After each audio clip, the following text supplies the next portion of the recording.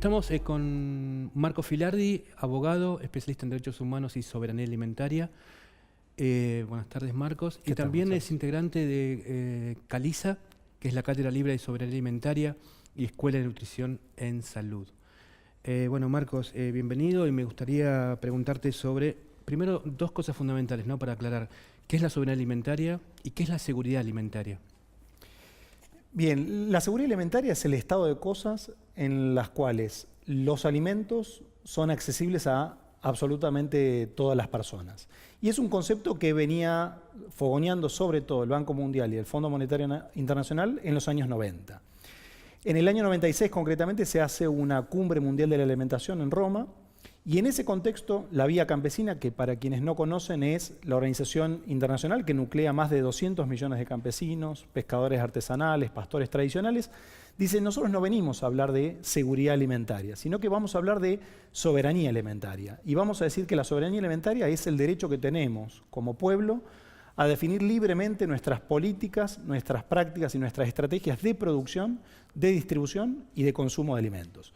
Y en ese sentido, la Vía Campesina lo que dijo es: no solamente tenemos que garantizar que los alimentos lleguen a todas las personas que efectivamente los necesitan para satisfacer sus necesidades alimentarias, sino que hay que preguntarse quién produce el alimento, por qué lo produce, para qué lo produce, cómo lo produce, para quién lo produce. Es decir, empieza a hacerse esas preguntas.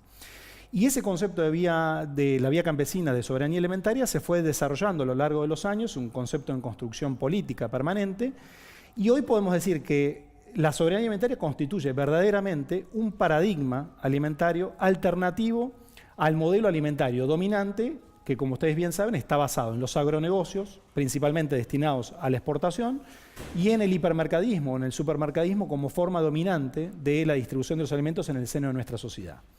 En ese contexto, Vía Campesina dice: frente a esta forma de producción hegemónica, dependiente de los transgénicos, dependiente de los agrotóxicos y de los agronegocios, hay otra manera de producir los alimentos en armonía con la naturaleza y en armonía con los seres humanos, que es la agroecología, en todas sus formas. Y agroecología de base campesina, es decir, una agricultura con agricultores que ponen en el centro del sistema productivo a la agricultura familiar, campesina e indígena.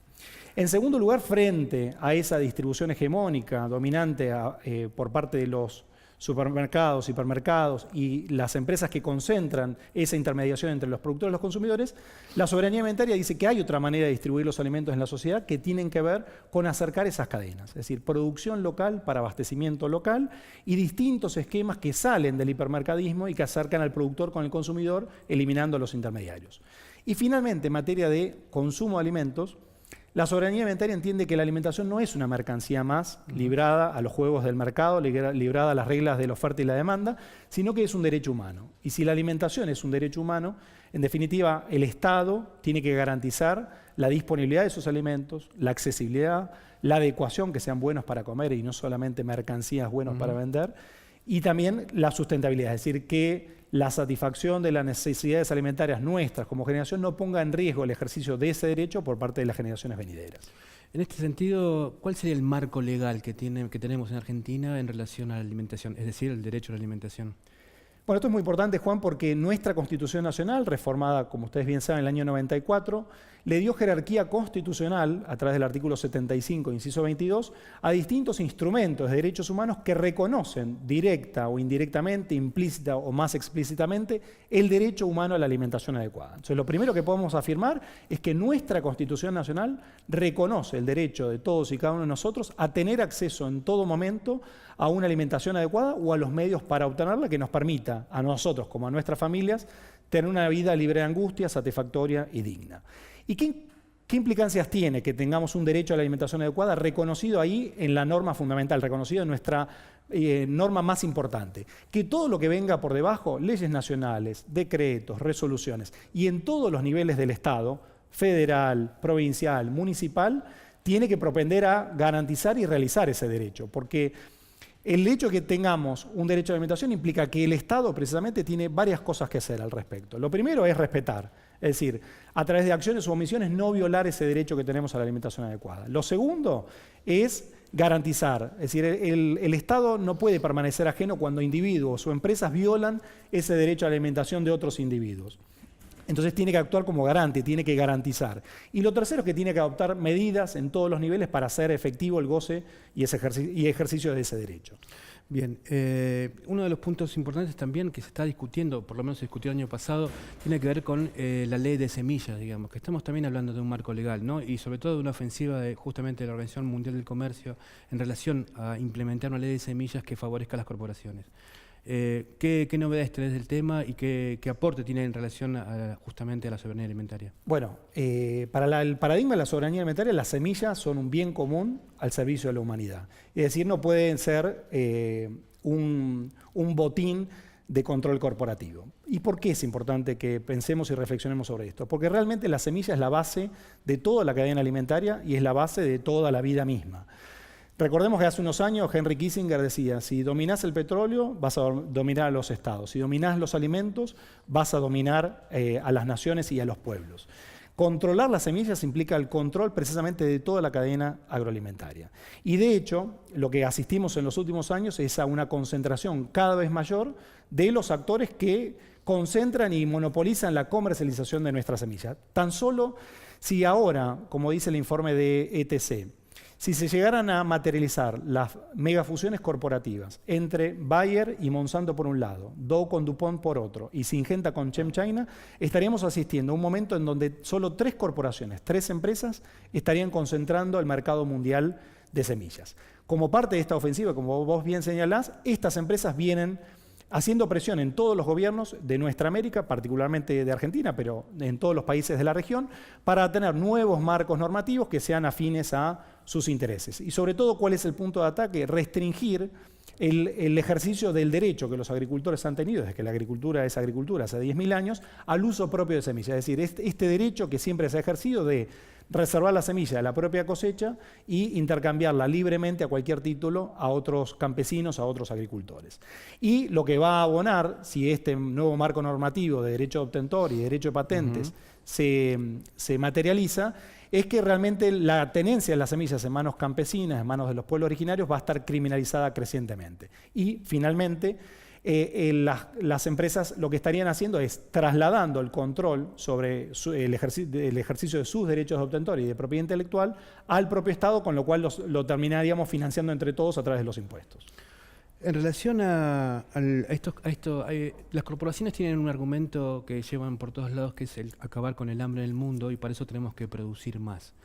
Digamos, en relación a esto, esta idea de las corporaciones, este argumento, ¿cómo se rebate esta idea de que tenemos que producir para acabar con el hambre en el mundo, cuando se da la paradoja que en este país, por ejemplo, hay situaciones de hambre? Bueno, efectivamente, Juan, esto es un mito que hay que derribar de una vez y para siempre, y que ya está derribado por estadísticas de la propia Organización de las Naciones Unidas para la Agricultura y la Alimentación. Pensemos, el año 85 es el año bisagra en la historia de la humanidad, porque por primera vez en la historia de la humanidad logramos producir alimentos suficientes para satisfacer las necesidades alimentarias de toda la población. Llegamos a la suficiencia alimentaria. Eso no impidió, por supuesto, que ese mismo año, en 1985, 1 millón de personas tan solo en Etiopía pereciera de inanición en la famosa hambruna etíope. Esto se ha profundizado y en el año 2000 la misma FAO, de la que hablábamos recién, elaboró un informe donde demostró que estábamos produciendo alimentos para 12.000 millones de personas. Es decir, hace 17 años ya estábamos produciendo alimentos para 12.000 millones de personas.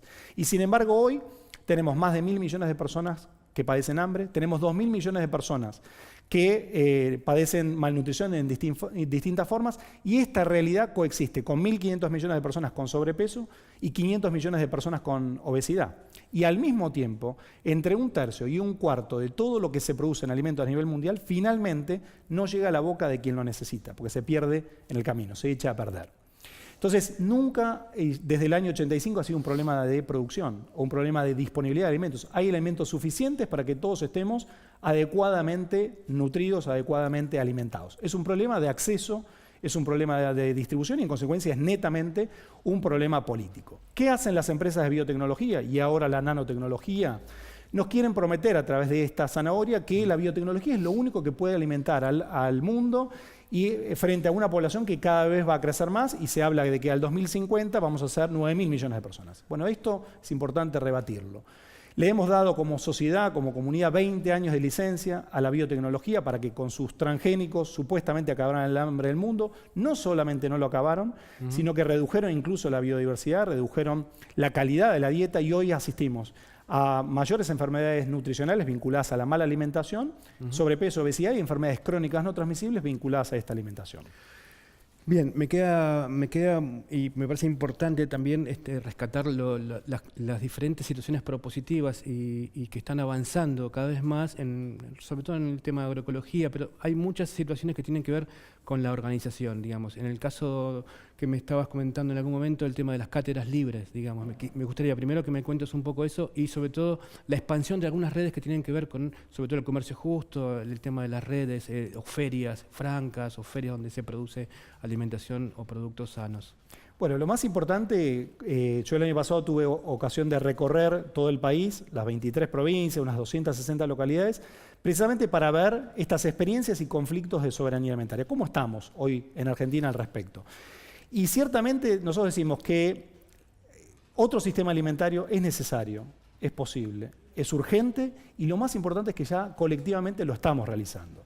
Porque en materia de producción, la agroecología avanza paso a paso, de manera continua en distintos puntos del territorio. Pensemos solamente en una iniciativa que es la RENAMA, Red Nacional de Municipios y Comunidades que Apoyan la Agroecología, que crecientemente está demostrando que cada vez más productores convencionales abandonan el modelo convencional para abrazar distintas formas de agroecología. Y cuando pensamos de agroecología no pensamos solamente en la huerta del patio trasero, sino que estamos hablando de agroecología a escala, agroecología en grandes superficies. Y eso hay una expansión muy importante y lo más interesante es que en muchos casos es encarnada por jóvenes, estos llamados jóvenes neoruralistas o neocampesinos que formados en las ciudades deciden como forma de vida ir al campo y encarnar distintas formas de agroecología.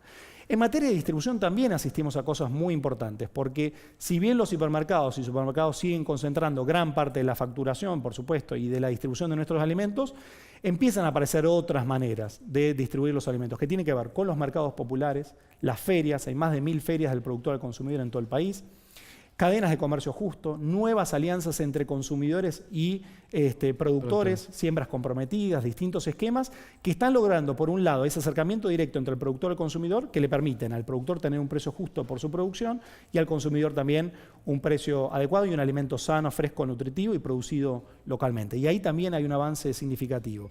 Y lo tercero en materia de consumo también, es decir, empiezan a multiplicarse distintas experiencias que nos demuestran otra manera de circular los alimentos en el seno de nuestra sociedad que van más allá de las reglas del mercado. Así que, todo esto, Juan, importante, es que está sucediendo muchas veces por fuera del Estado y a pesar del Estado. Es decir, no tenemos políticas públicas que estén propendiendo seriamente hacia la agroecología, hacia la soberanía alimentaria, y sin embargo estas cosas se están dando. Imaginémonos el potencial que podría desarrollarse si efectivamente las políticas públicas en todos los niveles hicieran ese empujoncito en alguno de estos sentidos.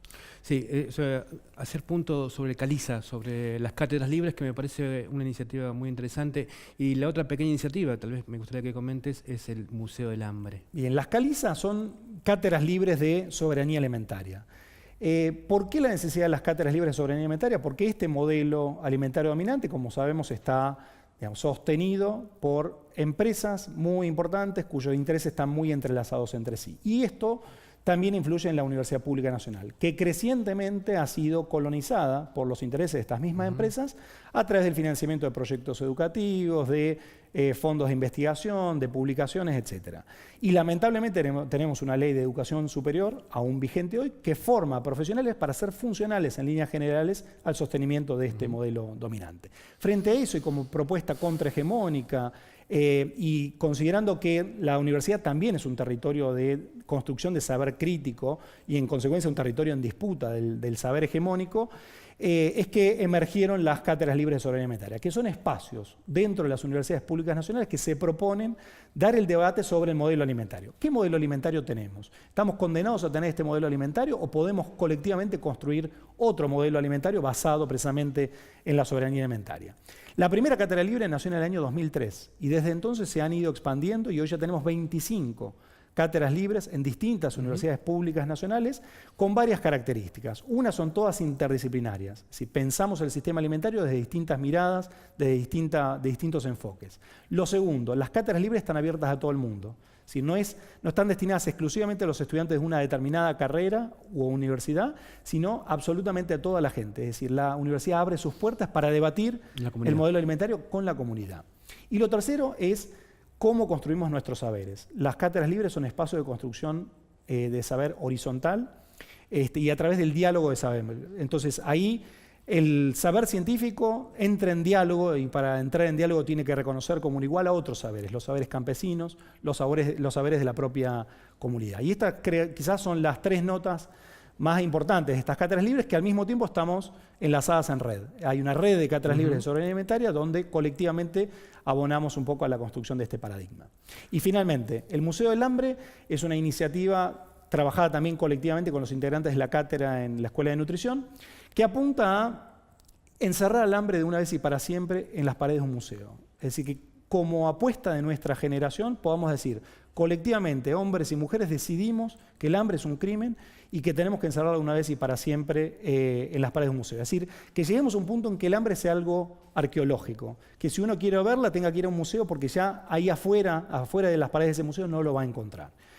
Y como bien señalabas vos sabés que las empresas utilizan el discurso del hambre al mundo para legitimar sus intereses.